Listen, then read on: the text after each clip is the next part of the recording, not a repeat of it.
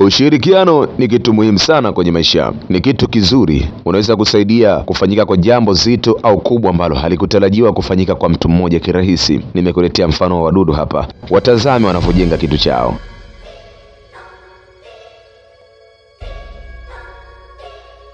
Ni kitu kikubwa ambacho kinawazidi hata umbo, lakini kutokana na umoja wao wameweza kutengeneza kitu hiki kwa haraka zaidi.